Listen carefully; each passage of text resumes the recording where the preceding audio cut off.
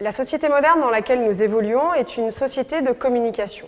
Le développement des nouvelles technologies, et notamment d'Internet, a profondément changé notre rapport à l'information, que nous consommons partout, à toute heure, et presque de façon boulimique. Une nouvelle donne communicationnelle est née avec l'explosion des réseaux sociaux. La communication de crise a donc elle aussi évolué et a dû s'adapter à ce nouveau contexte dans lequel la crise naît, vit et meurt à la vitesse de la lumière, comme l'a écrit Charles-Antoine Anfray.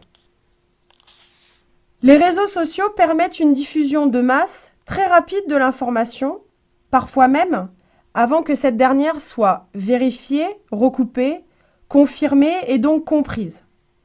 De fait, les crises se développent plus rapidement et produisent des effets plus intenses, alors que les causes de ces dernières peuvent être minimes, voire infondées.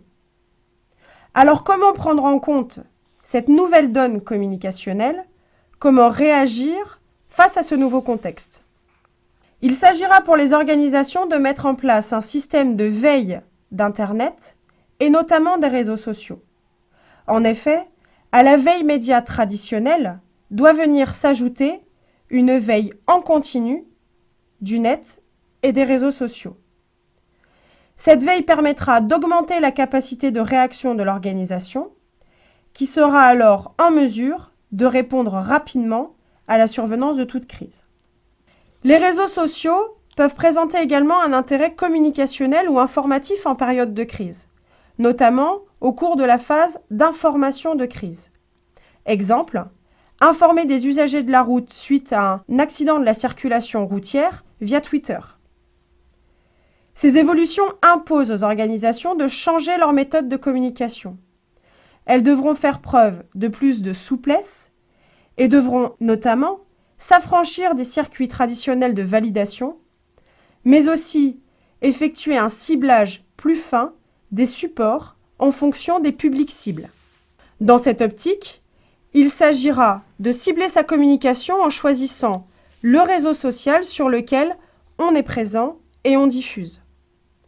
Pour cela, l'organisation pourra créer son propre réseau ou se créer un profil sur tel ou tel réseau en fonction du public cible.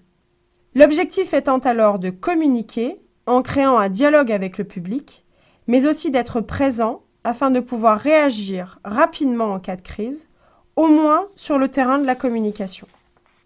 La gestion de crise exige la mise en œuvre d'un dispositif opérationnel propre à répondre aux conséquences d'un événement particulier qui peut avoir des incidences graves. La communication, dans ce contexte, doit être envisagée comme un élément essentiel de la conduite des opérations, au même titre que la gestion de crise elle-même.